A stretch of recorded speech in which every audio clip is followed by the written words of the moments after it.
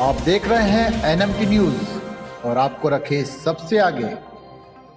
84 बरस के हो चुके शरद पवार ऐसे राजनीतिक दांव पेच खेल रहे हैं कि उन्हें खत्म करने का ख्वाब देख रहे उनके राजनीतिक दुश्मनों के पसीने छूट रहे हैं। महाराष्ट्र की विपक्षी महाविकास अघाड़ी में सीटों के बंटवारे में शरद पवार को भले ही सबसे कम सीटें मिली हैं, लेकिन चुनावी नतीजों के बाद हो सकता है कि शरद पवार के उम्मीदवारों का स्ट्राइक रेट सबसे बेहतर हो।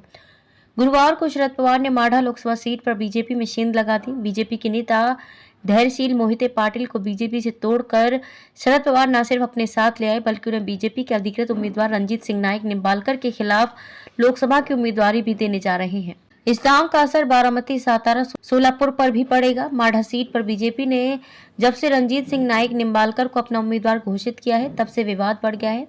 इस बार बीजेपी की टिकट पर चुनाव लड़ने की इच्छा मोहिते पाटिल परिवार की थी, लेकिन बीजेपी ने उन्हें मौका नहीं दिया।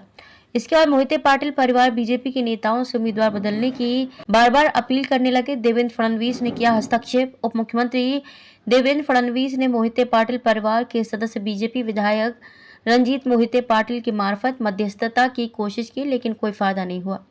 इस बीच बीजेपी उम्मीदवार रंजीत सिंह नाइक निम्बालकर की उम्मीदवारी के खिलाफ एनसीपी नेता और विधान परिषद के पूर्व सभापति रामराजे नाइक निम्बालकर का सपोर्ट भी मोहिते पाटिल परिवार को मिल गया। इसके बावजूद बीजेपी उम्मीदवार बदलने को राजी नहीं हुई। आखिरकार मोहिते पाटिल परिवार वापस शरद पवार के पास पहुंच गया।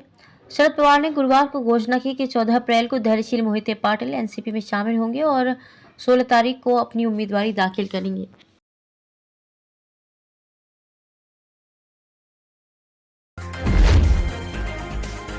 आप देख रहे हैं एनएमटी न्यूज और आपको रखे सबसे आगे।